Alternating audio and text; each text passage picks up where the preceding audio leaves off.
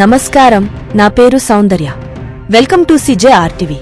తాజా వార్తల విషయానికి వస్తే, ఏపీలో మార్చి నుంచే తీవ్రస్థాయిలో ఉష్ణోగ్రతలు నమోదు అయ్యే సూచనలు ఉన్నాయని రాష్ట్ర విపత్తు నిర్వహణ సంస్థ హెచ్చరికలు జారీ చేసింది. రాయలసీమ, కోస్తాంధ్ర జిల్లాల్లో చాలా చోట్ల 40 డిగ్రీలకు పైగానే ఉష్ణోగ్రతలు నమోదవుతాయని వెల్లడించింది. ఏప్రిల్, మే నెలల్లో ఈ ఉష్ణోగ్రతలు మరింత పెరుగుతాయని పేర్కొంది. తీవ్రమైన వేడిగాలుల కారణంగా ప్రజలు వడదెబ్బ బారిన పడే ప్రమాదం ఉందని, అందరూ అప్రమత్తంగా ఉండాలని సూచించింది. వడగాలుల ప్రభావం ఉన్న ప్రాంతాల్లో ఫోన్లకు హెచ్చరిక సందేశాలు పంపాలని అధికారులు నిర్ణయించారు. కర్నూలు, అనంతపురం, సత్యసాయి, కడప జిల్లాల్లో తీవ్రంగానూ, అల్లూరి, కోనసీమ, విశాఖ, ప్రకాశం, నెల్లూరు, విజయనగరం జిల్లాల్లోని కొన్ని ప్రాంతాల్లో అధిక ఉష్ణోగ్రతలు నమోదయ్యే అవకాశం ఉందని సంబంధిత అధికారులు తెలిపారు. మరొక తాజా వార్తలతో మీ ముందుకు మళ్లీ వస్తాను.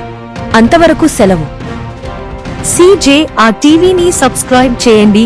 ఈ వీడియోను లైక్ చేయడం మరియు షేర్ చేయడం మర్చిపోవద్దు.